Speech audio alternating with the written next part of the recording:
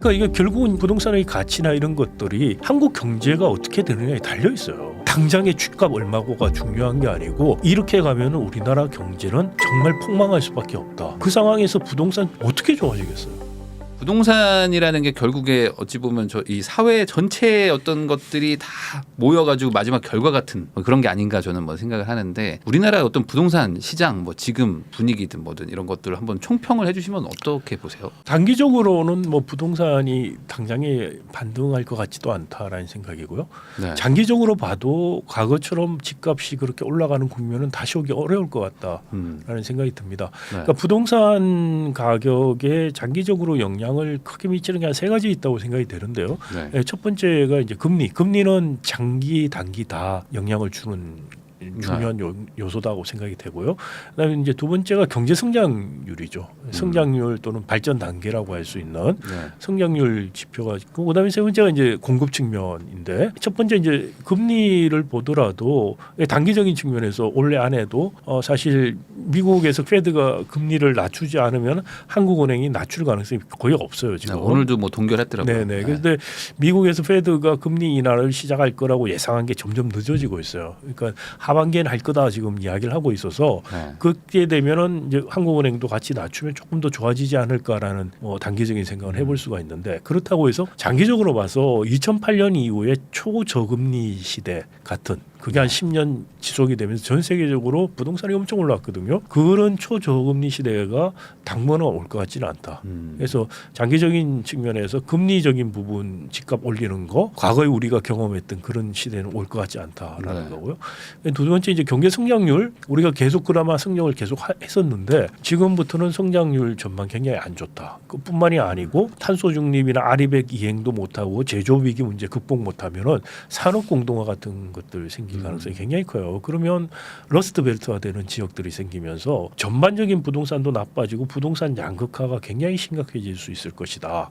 그래서 성장률이나 경제 전망을 봤을 때도 그다지 좋은 건 없다라는 거. 마지막에 이제 공급층인데, 공급 정책이라는 거는 수요를 쫓아가는 측면이 커요. 근데 물론 우리는 공급 정책이 조금 더 정책적으로 많이 했던 부분이 있는데 이거는 큰 대세에는 영향을 못 줄 거라고 저는 생각이 됩니다. 장기적으로는. 그래서 장기적으로 봐서 부동산을 서울 수도권 외곽이라든지 대도시들 외곽에 아파트 공급을 늘리겠다는 단기적인 처방을 많이 해서 오히려 장기적으로 부동산 침체를 가져올 가능성이 더 있다라는 생각이 되고, 부동산 공급이 시장에 의해서 좀 작동되게 정책적인 개입이라든지 이런 걸 통해서 시장을 굉장히 왜곡시키는 부분들이 지금 너무 많은데 이런 건 좀 하루빨리 좀 바로 잡아야 되겠다, 그런 생각이 듭니다. 그러면 아까 말씀해 주신 거에서 좀 질문인데, 초저금리 시대가 사실 이제 지나고 나서 보니까 와 그때 진짜 금리 쌌다 이렇게 생각하시는 분들 많은데 다시 돌아오기 어렵다고 말씀해 주셨으니까 그게 어떤 이유가 좀 달라져서 그런 건지. 사실 그 2008년 금융위기 이후부터 한 10년 동안의 초저금리 상황은 우리가 한 번도 겪어보지 못한 상황이었어요. 그 당시에 위만 브라더 사건부터 시작해서 어떻게 보면 대공황 같은 금융위기가 올 수 있는 상황이었다 볼 수 있는데, 그때 이제 베냉키 그 페드 의장부터 해서 정책적 대응을 위해서 한 번도 해보지 못했던 초저금리 정책, 거기에다 그 양적 완화까지 하는 식으로 해서 경제 위기, 금융 위기 가는 걸 막았죠. 근데 그러게 이제 어느 정도 빨리빨리 정상화를 시켜야 되는데, 그리고 나서 정상화되는 게 너무 오래 걸렸어요. 그러면서 2020년에 코로나 때 재정도 많이 풀리면서 물가가 굉장히 이제 불이 붙으면서 지금 금리를 급격하게 다시 올렸던 거죠. 그래서 금리가 급격하게 올라간 상황에서 어느 정도 내려가더라도 2008년 이후에 상당히 비정상적인 기간 같이 내려갈 가능성 별로 없다. 그때는 정당화될 수 있었던 이유가 말씀드린 것처럼 금융위기를 회피하기 위해서 그랬었다는 건데, 지금 이제 그럴 이유도 명분도 없을 뿐 아니고 그 부작용이라는 거에 대해서 대해서 지금 우리가 값을 치르고 있는 거예요, 일종의. 그렇기 때문에 2008년 이후에 초저금리 시대가 다시 빨리 돌아올 것 같지는 않아요. 그러니까 그 정도의 다시 전 세계적인 금융위기 때문에 어쩔 수 없이 다시 가는 국면들이 생기지 않는다면 그거는 다시 보기 어려울 기간일 수도 있다. 그럼 반대로 뭐 세계적인 금융 위기나 경제 위기가 또 조만간 올 수도 있다. 뭐 이렇게 말씀하시는 분들도 있는데 지금 뭐 너무 과열됐고 너무 고점이다. 근데 뭐 그런 것들은 좀 그거는 이제 저기 주식이나 부동산이 그렇다는 거고요. 그러니까 예를 들어서 이제 주식 시장이 크래시가 일어나거나 부동산은 지금 많이 거품이 지금 가라앉고 있죠 이미. 그런데 이제 주식 버블이 떨어지면서 크래시가 일어나서 대공황 같은 식으로 갈 수 있지 않을까라는 이야기들을 하는 분들도 계신데 글쎄요. 지금은 주식 시장에 여러 가지 트레이딩 메커니즘이라든지 우리가 2008년 때 경험들 이런 것 때문에 규제가 일부 강화된 부분들도 있고 하기 때문에 2008년 같은 식으로 금융위기가 다시 재발할 가능성은 저는 상대적으로 낮다고 생각이 됩니다. 그리고 아직까지 유동성이 많이 풀려 있어요. 그러니까 유동성이 많이 풀려 있기 때문에 이게 떠받쳐주는 역할을 많이 해요. 지금 미국에서도 페드라든지 이런 데 있는 분들 정책 쪽 하시는 분들이 사실 이해가 잘 안 간다는 이야기를 해요. 그러니까 왜 이렇게 왜 도대체 이렇게 가냐. 그러니까 이 물가 이자율을 이 정도 올렸으면 소비 지출이 상당히 줄어야 되는데 계속해서 경고하니까 이해가 안 간다. 이게 그 코로나 때 사람들이 재정적으로 받은 것들 세이버 이런 걸로 지금 가고 있느냐. 뭐 그런 이야기. 예금이 엄청 많다. 뭐 이런 얘기도. 현금 많다. 뭐 그런 이야기도 하고 있는데 그래서 그거 이제 다 이제 어느 정도 써서 효과 나올 거다. 그래서 갑자기 확 나빠지면 안 된다. 뭐 이런 이야기 하시는 분도 계세요. 그리고 또 한편으로는 사람들이 기대가 바뀌어서 그런 거 아니냐. 그러니까 코로나 때 보니까 안 되면 정부가 돈 준다. 결국에 위기가 오면 또 한 번 준다. 뭐 이런 생각 때문에 그냥 막 옛날같이 스스로 알아서 하는 것보다 쓰는 거 아니냐. 이런 이야기도 있고요. 그래서 결론은 뭐냐. 잘 모르겠다예요. 다들. 미국에서도 페드에서도 정확하게 진단을 못 해요. 그러니까 상당히 조심스럽게 지금 접근을 하는 거예요. 그래서 그러니까 뉴노멀이라는 말도 한때 참 유행을 했었는데 지금 2008년 이후에 거시경제 메커니즘 자체가 우리가 이해했던 거하고 근본적으로 달라진 건지 아니면 근본적인 변화가 아니고 다른 좀 우리가 갖고 있는 파라미터들에 대한 이해가 달라진 건지 그거조차 지금 명확치가 않아요. 그런 불확실성이 있기는 있습니다. 그런 불확실성이 있음에도 불구하고 2008년 같은 금융위기가 똑같이 재발할 가능성은 그다지 높지 않다고 그런 생각이 듭니다. 그러면 이대로 그냥 안정적으로 가면서 이제 물가가 낮아지면 금리가 뭐 약간 낮아지는 정도. 그렇지만 예전처럼 어떤 다시 막 초저금리로 가기에는 뭐 위기까지 오지 않으니까. 위기까지는 안 갈 거고요. 뭐 그거는 정말 위기 상황 때 위기를 모면하기 위해서 금융 완화 정책 때 생긴 거고 짝이 그런 위기가 올 수 있는 상황은 아니다라는 생각이 들어요. 뭐 증시가 한번 크래시가 일어난다고 한다고 해서 그게 금융 전반의 위기로 가는 거하고는 또 다르거든요. 그러니까 증시도 뭐 근데 워낙에 지금 유동성들이 금리를 올렸다고 해도 워낙에 많이 풀려 있기 때문에 과연 그럴까라는 생각도 들고 또 한편은 계속해서 뭐 우리 지금 AI 굉장히 유행하고 있습니다만 그 혁신적인 부분들이 많이들 생기고 있어요. 바이오도 앞으로도 그럴 수 있고 그러다 보면은 그런 새로운 기회에 대한 밸류에이션들을 사람들이 어떻게 할지 이런 것도 다 같이 가는 문제고 해서 글쎄요. 저는 뭐 아주 빠른 우리가 좀 예측할 수 있는 시간 안에서 2008년 같은 위기가 올 가능성이 상당히 낮다라고 생각하고 있습니다. 그러면 그 아까 말씀하셨던 것 중에 이제 그 우리나라 어떤 구조상 지금 뭐 제조업의 위기가 뭐 계속 더 심해질 수도 있고 그러면 이제 양극화 일어난다고 하셨는데 그러면 지금도 실제로 뭐 지방하고 이제 뭐 서울 뭐 수도권에 지금 가격이 막 이렇게 다르게 움직이고 그렇죠. 있는데 이게 좀 더 심화가 될까? 아무래도 지방에 제조업들이 좀 많으니까. 그렇죠. 당연히 그렇죠. 예를 들어서 지금 아리백 같은 경우에 우리가 준비가 전혀 안 되고 있거든요. 아리백이라는 게 기업들이 자발적으로 지금 하겠다고 하는 거고 글로벌 큰 기업들이 선도를 하니까 따라가는 거죠. 그러니까 아리백 한다는 말은 사실 우리가 탄소 배출 범위 스코프라고 하는데 그걸 1, 2, 3으로 나눠요. 그러니까 스코프 1, 2를 하겠다는 거였었는데 최근에는 글로벌 기업들이 스코프 3까지 하겠다고 지금 이야기를 하고 있어요. 스코프 1은 뭐냐면은 자기가 생산이나 기업 활동을 통해서 내뿜는 탄소 양인 거죠. 뭐 자기 직접 공장에서 탄소 요소가 나온다라든지 또는 그런 것들, 그다음에 차량 뭐 이런 거 운행을 하면서 전기차 아닌 거 쓰면서 나온다라든지 이런 것들을 우리가 스코프 1이라고 합니다. 스코프 2는 뭐냐면은 에너지를 사용하잖아요. 네. 그 에너지원 자체가 탄소 중립을 안 하는 석탄이라든지 이런 걸 쓴다라든지 하면은 전력 같은 것을 그러면 이제 스코프 2에서도 나오는 겁니다. 네. 그래서 2050년까지 아리백을 하겠다고 기업들이 이제 가입을 하는데 그 클럽에 거기서 이제 말하는 건 스코프 1, 2에 대해서 재생에너지 100%를 하겠다라는 거예요. 근데 최근에는 글로벌 기업들, 그 리딩 컴퍼니들 중심으로 스코프 3까지 하겠다고 자발적으로 선언하고 있어요.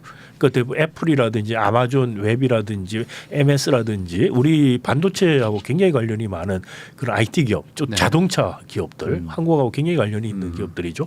그런 데가 스코프 3까지 하겠다는 거예요. 그래서 한 2030년, 40년까지 스코프 3까지 완전히 아리백하겠다는 회사도 있고 40~50% 하겠다는 회사들이 있어요. 그러다 보니까 다 우리한테 불똥이 튀고 있어요. 3는 그러면 어떤? 3는 뭐냐면은 부품부터, 그러니까 서플라이 체인부터 해서 폐기까지 전부 다. 모든 과정에서 아리백을 하겠다는 네. 거예요. 근데 이제 아리백을 이제 하는데 완전히 아리백을 사실 못 하기 때문에 어느 정도는 어떻게 하냐면은 배출권 상세권을 사서 없애고는 있어요. 근데 이미 큰 회사들 애플 같은 경우에는 스코프 1, 2는 아리백을 하고 있어요.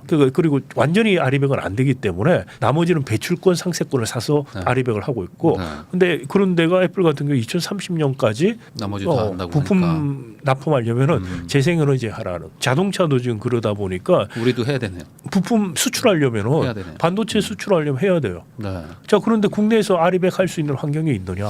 용인의 반도체 클러스터 저는 안 될 거라고 지금 계속 이야기를 하고 있는데 이유가 뭐냐면은 예를 들어서 갈수록 이제 반도체 아리백을 해야만 되는 거예요. 수출하려고 하면은 네. 그런 고성능 반도체들이 더불어나 그렇겠죠. 네. 그런데 용인에서 아리백 할 수 있는 환경이 전혀 없어요.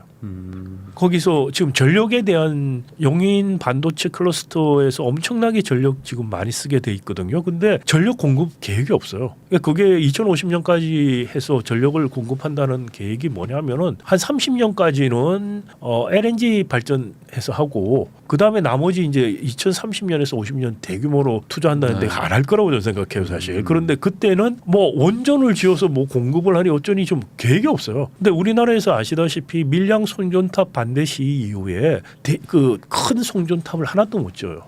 주민들 반대로. 네. 그러니까 원전을 늘린다? 원전 뭐 안전성 때문에 동해안에 주로 그렇죠. 짓죠. 송전탑 어떻게 송전탑 하냐고요. 없이 못 가요. 그래서 지금 나오는 말이 지하로 매설해서 산 터널을 만들어서 엄청나게 돈이 들어요. 터널을 몇백 킬로를 뚫어야 돼요. 그건 경제성이 전혀 네. 없는 이야기를. GTX를 한 대여섯 개 만드는. 그러니까 그거 말이 안 되고 네. 말이 안 되는 거죠. 그러니까 용인의 아리백도 그러고 전력 공급 계획이 없어요. 용수 계획도 없어요. 네. 그 물도 엄청 많이 쓰거든요. 반도체는 옆에 막 발전소 아예 막 짓고 막 그러잖아요. 그렇죠. 네. 근데 지금 뭐 이 기존에 있는 댐에서 용수를 쓰겠다. 말이 안 되는 지금 계획이에요, 사실. 그러면 실제로 하려면 아리백을 할 수 있는 걸 하려면 아예 남해안 네. 예를 들어서 그 전라남도 영광 같은데 태양광 발전 엄청나게 많이 지금 패널 깔아놨거든요. 네. 근데 70%를 꺼놨어요. 우리가 재생에너지 발전량이 작은 이유 중에 하나가 시설을 네. 지어놓고 쓰지를 않고 있어요. 그거 왜 그러느냐? 네. 태양광 발전을 지금 전력망에다가 연결시키려고 하면은 네. 정전이 일어날 수가 있어요. 이 전력망이 우리 이제 전기들 조금 말씀을 드리면 이게 전력이 왜 수요가 일정한 게 아니죠. 뭐 밤낮도 네. 바뀌고 계절도 바뀌고 할 때 전기 수요가 바뀌는 거하고 공급이 일치가 돼줘야 돼요. 그렇지 않으면 정전이 일어나기 쉬워서.